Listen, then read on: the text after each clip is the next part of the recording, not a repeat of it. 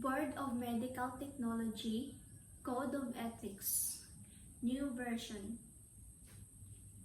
As I enter into the practice of medical technology, I shall accept the responsibilities inherent of being a professional. I shall uphold the law and shall not engage in any illegal work nor cooperate with anyone so engaged. I shall avoid associating or being identified with any enterprise of questionable character.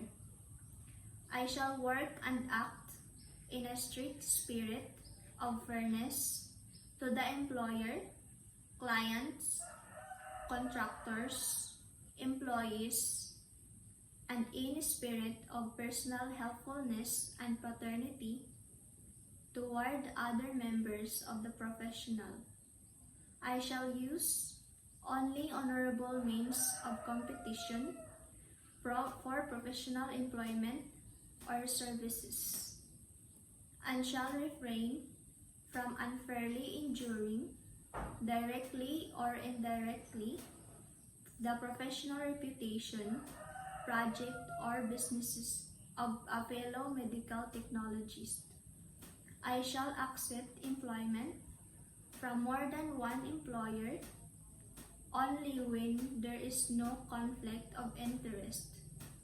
I shall perform professional work in a manner that merits full confidence and trust, carried out with absolute reliability, accuracy, fairness, and honesty. I shall review the professional work of other medical technologists when requested, fairly and in confidence, whether they are subordinates or employees, authors of proposals for grants and contracts, authors of technical paper or other publication involved in litigation. I shall advance the profession by exchanging in general information and experience with fellow medical technologists and other professionals, and by contributing to the work of professional organization. I shall restrict my praises, criticism, views, and opinions within constructive limits, and shall not use the knowledge I know for selfish aims.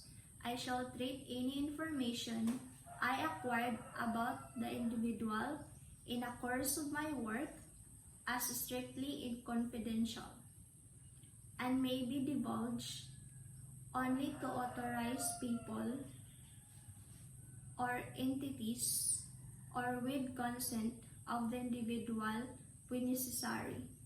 I shall report any infraction of these principles of professional conduct to the authorities which is responsible for enforcement or applicable law or regulation, or to the Ethics Committee of the Philippines Association of Medical Technologists, as may be appropriate to these principles.